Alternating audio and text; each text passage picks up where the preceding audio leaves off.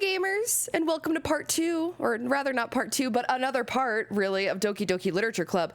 We're playing part 2 of Trust, which is the side story between Monika and Sayori, before moving on to the Sayori and Yuri understanding. It's weird that there's nothing here for Natsuki, but, you know, I digress. Anyway, beginning now. Another day passes in a flash, and it's already time for the next club meeting. Although Monika should have come up with a plan for today's club tasks, she hasn't been able to shake her guilt and anxiety after reading Sayori's poem. I'm so stupid.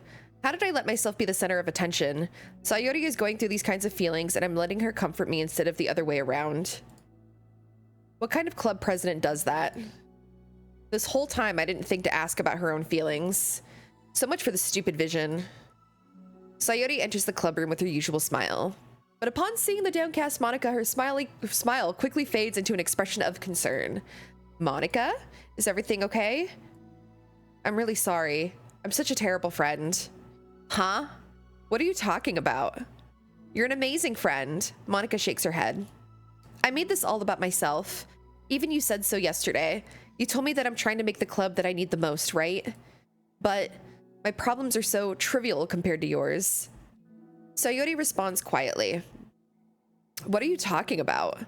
But as she says that, her face darkens. Through the silence, Sayori mutters her realization. I left my folder here. Monika stares blankly ahead, unable to come up with a response. I wasn't ready to share those. Now you're worrying about me. I don't want that. But why? We're friends, right? Wordlessly, Sayori nods. Friends look out for each other. I want to be here for you as much as you're here for me. Another long moment passes in silence. The air is incredibly heavy. This is different. It wasn't just about you yesterday. It was about the club.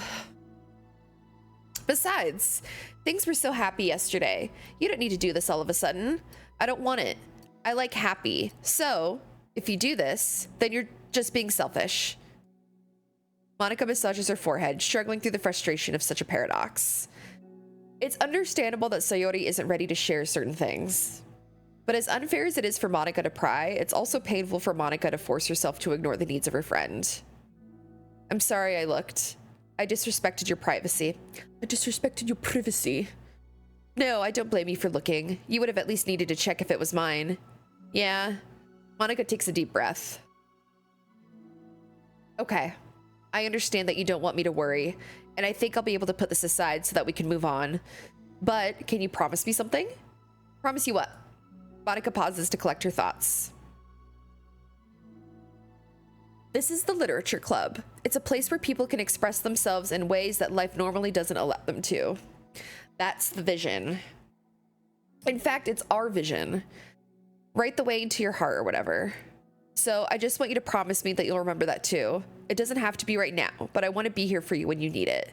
I want us to be ourselves like that. Sayori smiles gently. I'll promise if you promise. Unable to help it, Monika returns Sayori's smile. I promise. Me too. As the conversation closes, the mood in the room is lifted. With that behind them, it's time to proceed with the club activities. So, want to teach me about poetry? Huh? But what about recruitment? It's fine, we have plenty of time for that. But right now, I feel like I want to do this. I mean, I do have to fulfill my end of the promise, you know? There's no way I could say no to that. Just don't expect much. I do a lot of writing, but it's not like I'm a scholar or anything. That's fine. I think I just need, like, some motivation. I never know where to start when it comes to writing poems. Starting isn't so hard. You kind of just need to write down your feelings and see where it takes you. Yeah, but that wouldn't come out any good.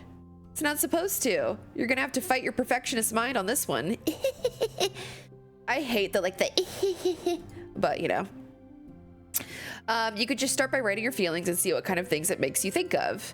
And then you could turn your feelings into a little story. You can get your feelings done first and then make it sound pretty later. It's not like building a railroad where you go from one end to the other.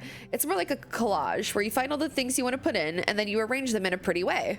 At least that's how I do it. It's not like it's the only way, but it's a really good way to not get stuck right at the beginning. I understand. Yeah, I always get so caught up in how it sounds that I forget about about what's actually important. Monica pulls out a pen and paper to start writing on. Stop being a perfectionist, you idiot. I'm just kidding. Monica scribbles out, you idiot, after she writes it down. No, keep it. What, why? Are you calling me an idiot? Of course not. But the point is that you're not supposed to police your feelings, right?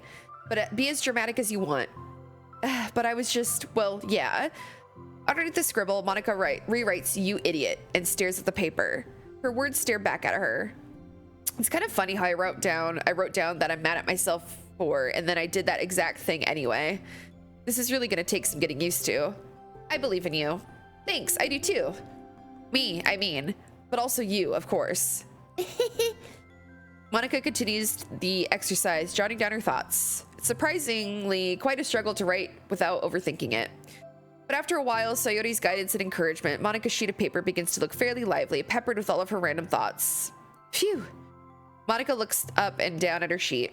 Gosh, I feel so tense looking at this. I hate it. But it's also kind of liberating. I can tell how hard you're trying. It makes me happy. I think you'll be good at writing poems.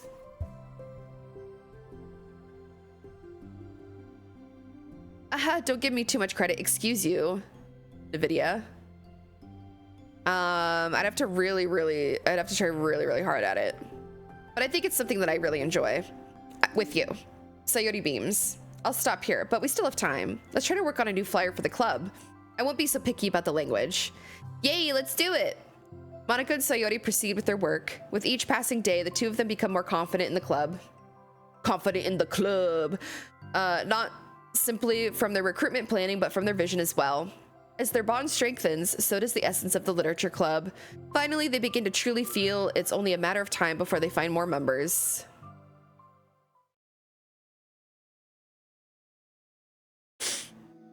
Another day passes.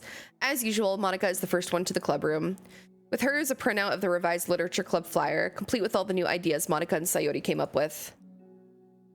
If only this was the flyer we gave to that one reading girl the other day. It's so much more attractive than the old one. But the new catchphrase is featured clearly in the center of the flyer. Write the way into your heart. Surely common sense would say that one writes from the heart, not into the heart. But the message being delivered is that the one can use writing to discover themselves. Hopefully, Monica and Sayori had thought that it would be enough to garner some curiosity from students. Why do I feel so tense looking at this? Monica thinks back to the previous meeting when she performed the writing exercise. Was I always this bad at expressing myself? How am I supposed to be president if I can't even demonstrate what the club is supposed to be about? The literature club is truly beginning to take form. But with that, the weight on Monica's shoulders becomes heavier. Debate club is always about rigid structure, formulating airtight points and counterpoints and delivering them with conviction. It was about the person on the outside. That's why Monica was so good at it. It existed entirely within her realm of comfort. It's suffocating. I need to break through this mental wall. I need to learn to express myself, for real. Monica pulls out a sheet of paper and grabs her pen. She presses the tip of the pen firmly against the paper. But her hand doesn't move. Instead, a tiny blot of ink collects around the tip of her pen. Monica lifts her pen and stares at the little blotch.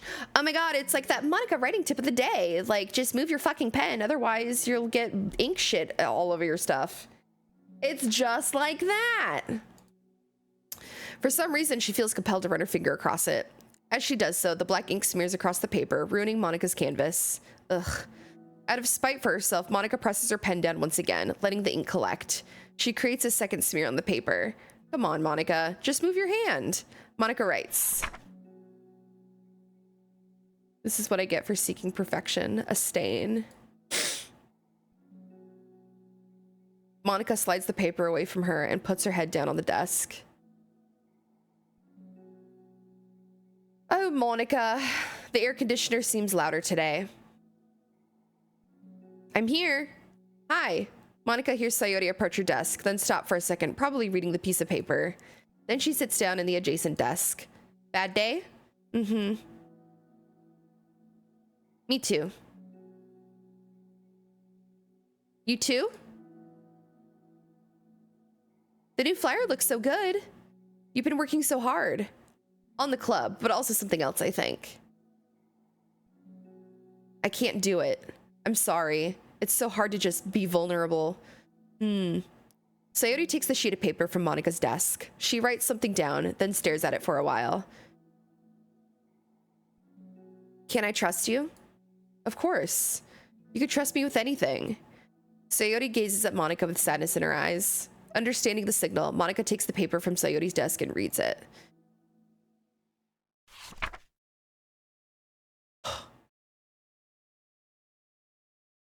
Sometimes I want to die.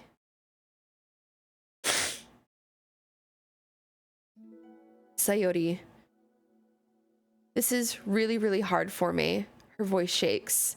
So if I can do it, then you can too, because you're like a million times better than me. That's completely not true. Sayori takes a deep breath, trying to steady herself.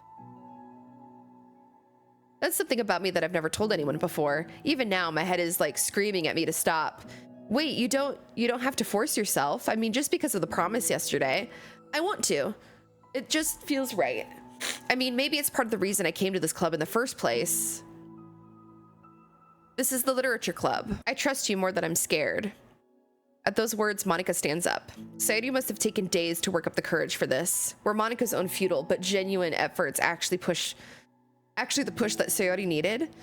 Sayori's deliberate breaths can be heard over the air conditioner. As she prepares herself to continue, Monika waits in gentle silence. I have this problem where I get really upset when people worry too much about me. I can't control it. It's like, why waste your energy worrying about me when you could just be happy instead? So I never tell anyone about these kinds of thoughts that I have. Oops. It's so much easier to just smile and help everyone else be happy. But that's terrible. That's what Monika wants to say, but she stops herself in fear of saying the wrong thing. It's just that if everyone knew about it, they wouldn't treat me the same anymore. Like, whenever I'm not smiling, everyone would worry about me and ask me what's wrong.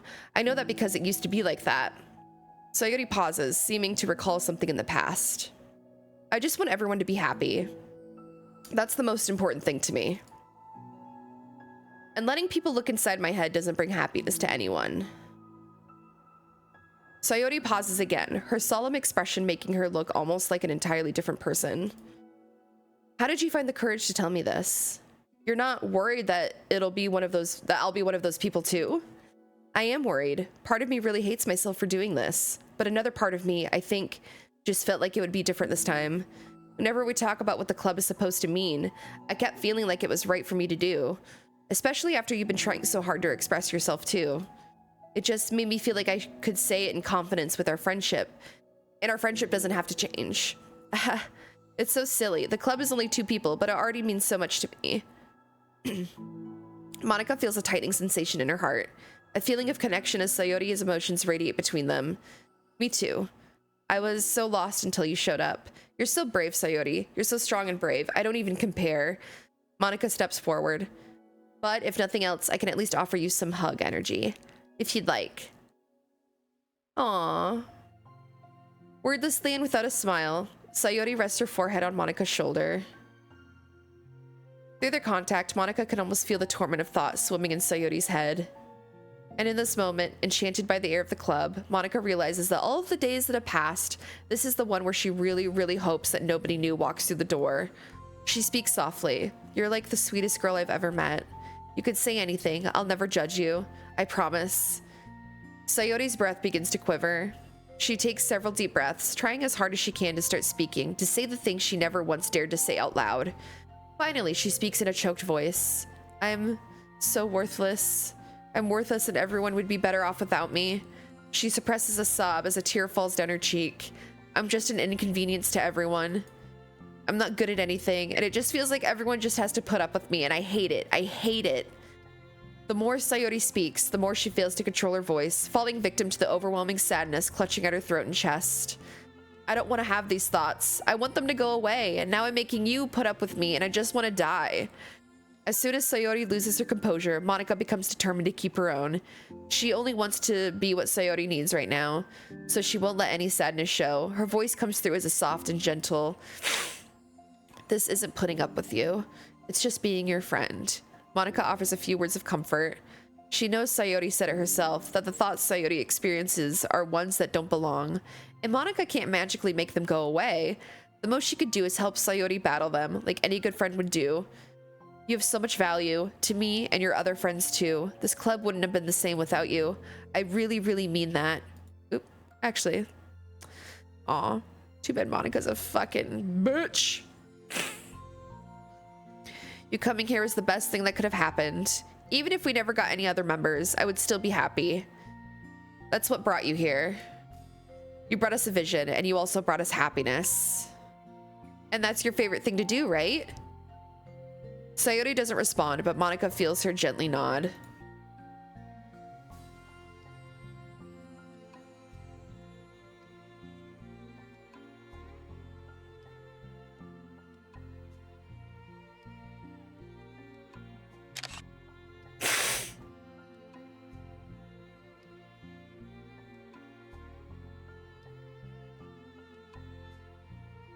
Sayori doesn't respond, but Monica feels her gently nod.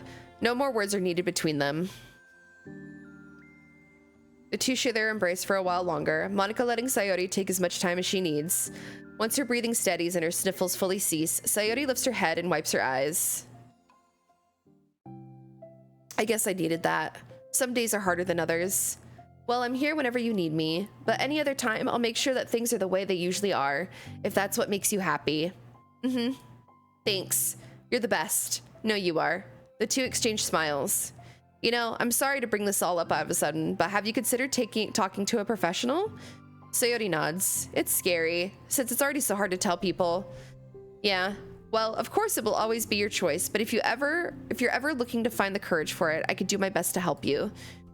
Thanks. I think it helps knowing that you would. Sayori suddenly yawns and stretches. Wow, that made me tired and hungry. Well, I won't make you do any work today if you're not up for it. No, I want to. I mean, I could say that it's definitely one thing that makes me happy. Monica smiles. But I might want to get a snack first. All of a sudden, the sound of the door causes the two of them to turn their heads. The door opens halfway, then stops. A face peeks inside. A face that seems familiar. Ooh, is it Yuri? Yuri. Ooh. And that was it. Bada bing, bada boom. A nice, short little, you know, fucking side story, you know, about Monica and Sayori.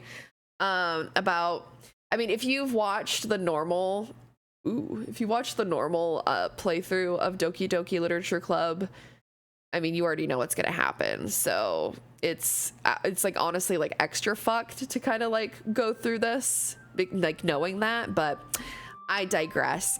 Anyway, next time we're going to be jumping into the Yuri side stories, and Yuri is my girl, so I'm very stoked for that. But see you later, gamers. See you in the next one. Bye.